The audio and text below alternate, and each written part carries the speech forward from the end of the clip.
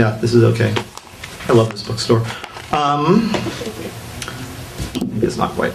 I want to start by thanking Joe for inviting me here. I've been in the crowd at a lot of these things, and I'm just proud as hell to be among the readers at Lip+Service+West. The weird thing for me is Joe's told me for a while that he wants me to read here, and as a writer, this puts me in an uncomfortable position, this being wanted thing.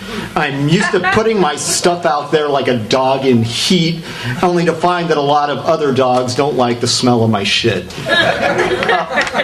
So, to be told in advance that I'd be accepted, of course I couldn't send him anything until now, because really, I'm in dire need of therapy, and this is the best I can afford.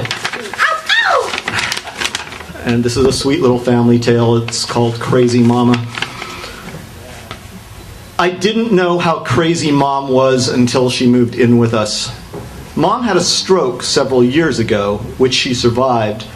The price of survival included dementia, which set in slowly at first. It was moving fast by the time we got her. Mom used to have friends, but none came to visit. Not once in the year she stayed with us. We soon found out why. My wife Susan got Mom on the schedule at a local senior center. 6 hours a day, 3 days a week. For a small fee, they provided a cab service that would pick her up and bring her home. Mom called the cab service the school bus. Mom couldn't keep track of either days of the week or time of day, so when a car honked on our street, Mom walked to the front door and called through the screen, "School bus!" We live in Oakland. Cars honk all the time. "It's just a car, Mom," I said. "School bus!" she called again. She struggled with the door handle, but it wouldn't open. We put a double deadbolt on the door after she stormed off a couple of times. The door wouldn't open without a key. We held Mom prisoner. She made it mutual. At first, it was possible to sit and watch at least part of a movie with Mom, sometimes the whole thing. Saturdays, I took her to the library to pick out some movies to rent for the week. She'd stand there beside me while I flipped through the DVDs, tried to find something we'd both like. Mom liked mysteries, and I like old movies, so that was fine. I'd show her a box, ask her if she wanted to see the movie. "Someone might like it," she'd say. "We're getting movies for you, Mom. Do you want to see it? Do you think the boys would like it?" The boys never watched movies with us. Mom had preferences, but she would not say what they were. She would break down mid-afternoon as though her sanity was union and the shift was over. That was when she got angry. Among the elderly, this is a common response to fatigue. Sundowners, they call it.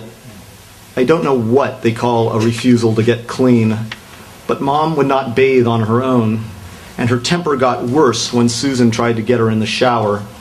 "You're trying to kill me," Mom shouted. "Help me, neighbors!" "I'm not trying to kill you," Susan said. "You want to put me in that water so you can change me," Mom said. I thought, if only it were that easy. Mom was talking to our 11-year-old Labrador, Midnight. Even in dog years, that's younger than Mom. Plus, Midnight hasn't had a stroke. "They all studied psychology," Mom said, and petted Midnight on the head. "And you're still the smartest one in the house, Midnight." I wasn't there for the next part of this story, but when a teenage boy intentionally gives his parents a reason not to pay him $50 a week, you know it's true. We told our son Nate he could earn the money if he took his grandma shopping at 3 stores, including Costco. Now, Mom's senior center activities allowed her to sing the Star-Spangled Banner, which, according to her, she sang better than anyone else. She would suddenly break into it at home sometimes. It was hard to imagine how bad those other seniors could have been. Anyway, Nate got Mom into the passenger seat, and she asked if they were going to her recital. "No," he said, "we're going shopping." She went on a bit about her upcoming recital, which Nate did his best to ignore. So she started singing the Star-Spangled Banner. She sang all the way to Costco. When they arrived, Nate walked his grandma through the Costco parking lot to the crowded area outside the Costco front doors. Mom saw the people.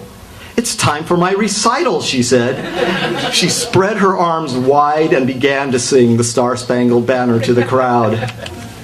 Nate hushed her and walked her into the store. He took her up a main aisle, held her hand, and tried to get her to walk at the speed of a live human. Nate knew where he wanted to go, but Mom dawdled and looked around. At last, they reached one of his rows. He let go of her hand to grab some groceries, and soon heard the Star-Spangled Banner being sung loudly. He turned and pulled Mom away from a middle-aged couple who tried to ignore her. Nate resumed shopping. He quickly made it through most of his shopping list, but there was another brief song break and he gave up on the rest, grabbed her, and headed to the register. They stood in line. Nate waited, and Mom stood beside him, silent. He got to the point where he could unload his cart. Now, all he had to do was pay and get her to the car. He paid. The Costco employees loaded his cart, and he realized Mom was no longer beside him. He turned to the food court, and there she stood. She spread her arms wide and sang loud as she could to those poor innocents eating at their tables. "Oh, say, can you see?" Nate rushed his cart to her, hustled her out of the store. "But my recital," she said. He never took her shopping again. Toward the end of her stay with us, it got worse. One night, after 11 o'clock, I heard Mom grumbling to herself in her room, so I walked in to see what was going on. She sat curled forward on the floor in front of her bed, partially covered by a blanket, but I could see her bare butt and thighs. I talked to her quietly, told her she had to put on her pants, but I didn't see them. When I got her off the floor and sat her up on the couch, she asked why I didn't let her sit on the couch. She had recently become incontinent, so I found an adult diaper and put it on her. She complained and resisted, but didn't really fight. I had a clean pair of pants almost completely on her when she let loose with a shrill scream like the victim in a slasher film. I wanted to hit her, but only to shut her up so people could sleep, and I figured it was already too late for that. Hell, I'd probably be blamed for pissing her off. She did scream more when I was around.